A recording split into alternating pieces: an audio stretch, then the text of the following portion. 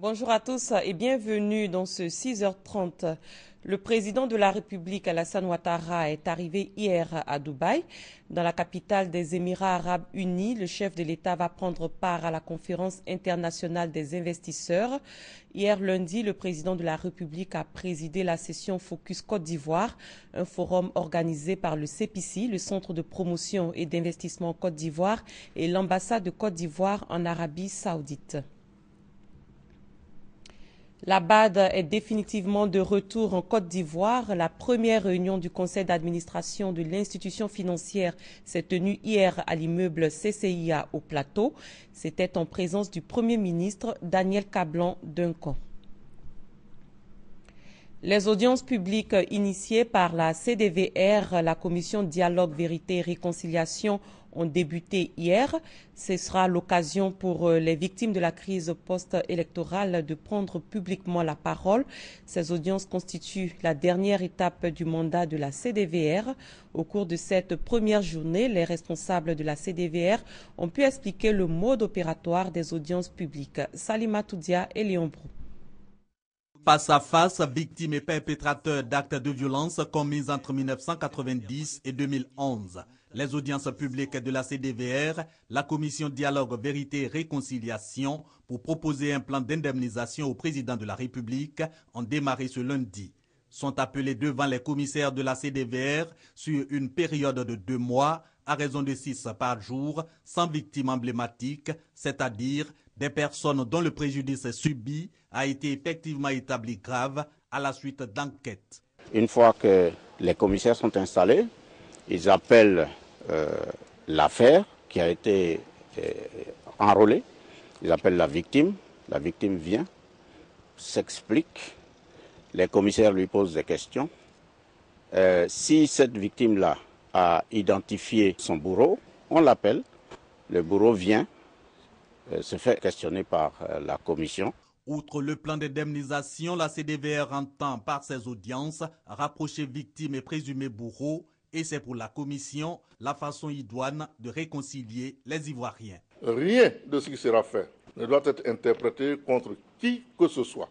Il est bon d'indiquer à nos compatriotes que nous ne sommes pas une cour, nous ne sommes pas juges. Ici, on ne juge pas. Ici, on écoute. Ici, on compatit. Ici, on incite les uns et les autres et on encourage à la vérité. Car il ne s'agit pas de cautériser, il s'agit de soigner la plaie en profondeur. Ces audiences sont ouvertes au public, sauf la presse. Pour la CDVR, ces dispositions visent à protéger victimes, témoins et présumés bourreaux d'éventuelles représailles. Toutefois, toujours selon le président de la CDVR, ces audiences seront diffusées 10 fois par semaine par les médias d'État. Il s'agit d'inviter les populations à tirer les leçons de ces violences afin que plus jamais cela ne se reproduise en Côte d'Ivoire. La visite d'État du président de la République dans la région de l'Ifou, c'est dans 4 jours. Les préparatifs sont en cours. Les travaux qui renferment notamment l'électrification d'une quarantaine de localités dans la région et le reprofilage des pistes avancent bien, nous dit Michel Mambou. Daoukro, chef-lieu de département de la région de l'Ifou, dans le district des Lacs, au centre de la Côte d'Ivoire. Dans la cité, les derniers coups de marteau résonnent encore. Plus que quelques jours et la ville sera fin prête à recevoir son illustre hôte, le chef de l'État, le président Alassane Ouattara. Depuis l'annonce de la visite d'État, visite prévue pour le 14 septembre prochain, les populations sont enthousiastes. Les travaux en cours dans la ville à l'approche de l'événement ne laissent personne indifférent. Ils sont là pour réparer la route. Bien même, avant la route de Daoukro, beaucoup qui sont gâtés. Mais aujourd'hui, vraiment, les gens bien travaillent. De Daoukro à Prikro, en passant par Mbayakro, la région est en chantier. Les travaux en cours ont une très bonne progression. Ces travaux concernent aussi bien les travaux de voirie, réhabilitation de voies bitumées, construction de nouvelles voies, des travaux d'adduction d'eau, hydraulique humaine, hydraulique villageoise. Les travaux s'étendent aussi à l'électrification des villages, à l'extension des réseaux. La préfecture n'est pas en reste, encore en chantier lors de notre passage dans la région. Elle a désormais fière allure. Le bâtiment qui va abriter un conseil des ministres en marge de la visite du chef de l'État a été entièrement rénové. La Côte d'Ivoire, à l'instar de la communauté internationale, a célébré hier lundi 8 septembre la journée internationale de l'alphabétisation. Selon l'UNESCO, 860 millions de personnes sont illettrées dans le monde, soit une personne sur 7 qui ne sait ni lire ni écrire. Pourtant, nombreux sont les hommes et les femmes analphabètes qui ont décidé de suivre des cours d'alphabétisation. Parmi eux, Tanoui Aya, elle a 45 ans et est en classe de CE1. Pargasoro connaît Patricia Omouetia. Aya habite le quartier d'Anono. La quarantaine révolue, cette mère de 3 enfants décide d'apprendre à lire et à écrire. Quand tu ne sais pas lire, tu es comme quelqu'un qui a vu, tu ne vois pas clair. Dans ton pays, il y a des choses qui se passent, tu ne comprends pas. Vous êtes parti à l'église, ils vont prêcher, on dit prenez 13 pages. Toi, tu es assis, tu ne connais pas. Vraiment, quand c'est comme ça, moi, ça me fait mal. L'année dernière, au cours préparatoire deuxième année CP2, Aya cette année passe au cours élémentaire première année CE1. Un exercice de lecture donc pour se recycler. To, a, ta, to, o, to, iti. La décision d'Aya apprendre à lire et à écrire bénéficie du soutien de Joséphine, fondatrice du Centre ivoirien d'alphabétisation. Elle encourage les illettrés à fréquenter les centres d'alphabétisation. Il ne faudrait pas qu'elles se gênent. Elles doivent venir. Moi, je suis dispo pour les recevoir. On a un cadre qui est accueillant. On est dans une école. Quand elles vont venir, elles verront qu'il y a des personnes plus âgées qu'elles. Et que les patrons de maison n'ont qu'à laisser leurs employés venir lire et écrire pour qu'eux-mêmes, ça les aide. Vous voyez, quelqu'un qui surveille ton enfant, ce n'est pas lire et écrire. Comment il peut lire la notice des médicaments? Pour les populations, l'alphabétisation joue un rôle très important dans la société. Aujourd'hui, ne pas savoir lire et écrire, c'est vraiment un danger. Toute personne qui ne sait pas lire et écrire est comme dans le noir et tu ne peux rien faire. Tu as toujours besoin de quelqu'un.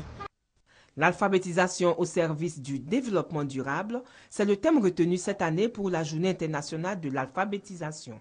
Pour notre pays, le thème choisi est « Stratégie d'alphabétisation pour une Côte d'Ivoire émergente ».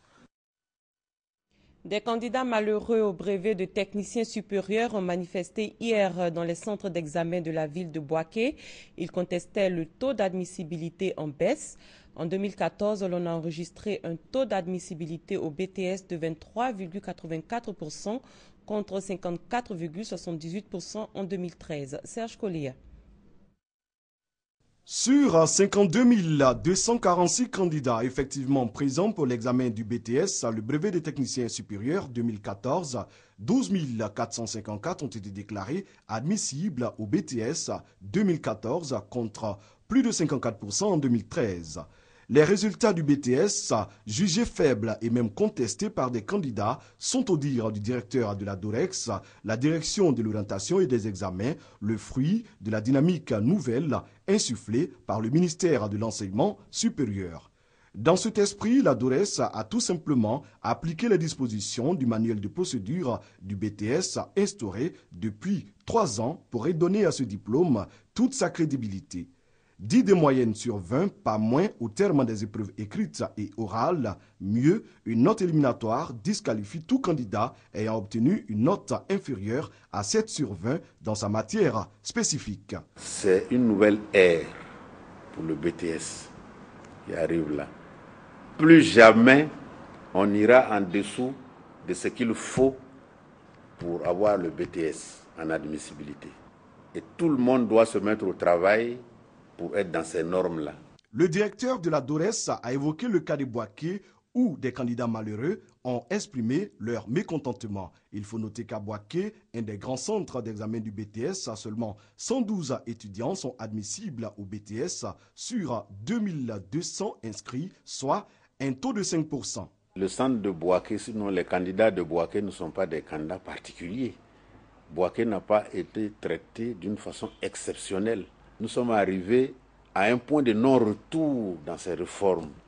qui implique la rigueur dans l'organisation du BTS, c'est ce qui explique aujourd'hui ce que je ne qualifierais pas de catastrophique, mais plutôt de BTS crédible à partir des résultats que nous avons reçus cette année. Des réclamations ont été faites après la proclamation des résultats via Internet le lundi 1er septembre dernier. Dès ce vendredi 12 septembre, a indiqué le directeur de la Dorex, les contestataires seront situés sur leur sort. La fièvre Ebola a fait plus de 2000 morts, notamment en Afrique de l'Ouest. La lutte contre la maladie se poursuit en Côte d'Ivoire. Les autorités ivoiriennes tablent sur la sensibilisation pour éviter l'entrée du virus sur le territoire. Des agents des services de santé scolaire et universitaires ont été récemment formés dans ce cadre. Herman Yami. Ils sont 200 agents des services de santé scolaire et universitaires qui ont pris part à cette formation sur le virus Ebola à l'Institut national d'hygiène publique INHP. Initiée par le Programme national de la santé scolaire et universitaire, cette formation vise à donner aux agents de santé les rudiments nécessaires afin de leur permettre d'avoir un comportement responsable face à un cas déclaré de virus Ebola. L'école est un endroit où se retrouvent beaucoup d'enfants, des enseignants. Et s'il y a un seul cas, vous imaginez ce que ça peut être. C'est prévenir un cas éventuel d'enfant qui peut être sujet suspect, que nous sommes en train de prendre des dispositions. Les conférenciers invitent les agents de santé à ne pas céder face aux rumeurs de plus en plus persistantes de cas d'Ebola constatés. Toute fièvre n'est pas une maladie à virus Ebola. Il faut qu'on insiste parce que le risque, c'est qu'on évite de soigner ceux qui viennent pour une maladie qui n'a rien à voir avec la maladie à virus Ebola. Et donc le médecin, il doit être formé et nous essayons de les former à reconnaître les signes. Selon un nouveau bilan donné vendredi 5 septembre par l'Organisation mondiale de la santé OMS, l'épidémie d'Ebola a fait 2097 morts sur 3944 cas confirmés dans les 3 pays les plus touchés, la Guinée, la Sierra Leone et le Libéria.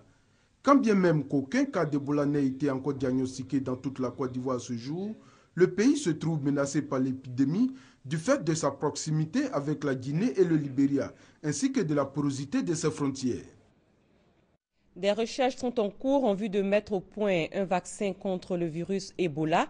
Comme annoncé par l'Organisation mondiale de la santé, 2 vaccins viennent d'être expérimentés. Mais selon l'OMS, les nouveaux traitements et vaccins ne pourront pas être disponibles avant la fin 2014. Et l'Union africaine s'est réunie hier à Addis Abeba pour définir une stratégie contre l'épidémie d'Ebola sur le continent. L'UA a appelé les pays africains à lever toutes les restrictions aux voyages mises en place contre la maladie. Les ressources animales et halieutiques étaient hier au centre d'une rencontre au Maroc. Il s'agit de la 3e session sur la coopération halieutique.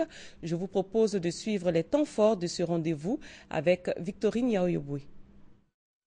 Rabat, la capitale marocaine, abrite la 9e session ordinaire de la conférence ministérielle sur la coopération halieutique entre les États africains riverains de l'océan Atlantique, COMAFAT. L'organisation composée de 22 États africains va être présidée pour les 2 prochaines années par le ministre ivoirien des ressources animales et halieutiques, Kobena Kwasi Adjoumani. Il a été élu par ses pairs pour apporter des réponses aux questions telles que la contribution de la pêche à la sécurité alimentaire et la lutte contre la pêche illégale, non contrôlée et non autorisée. Nous avons des défis majeurs à relever, faire en sorte qu'au niveau de la sous-région, les communautés de pêche soient davantage compétitives au regard bien sûr des textes que nous devons pouvoir appliquer. Nous allons assurer la continuité, mais en faisant en sorte qu'il y ait des réformes qui puissent nous amener à aller de l'avant dans le cadre de la gestion des pêches au niveau donc des pays riverains de l'océan Atlantique. Pour Kobena Kwasi Adjoumani, la COMAFAT est l'expression de la solidarité entre les États membres et surtout à l'égard des États africains sans littoral ou géographiquement désavantagés. C'est la fin de ce premier point de l'actualité sur RTI 1.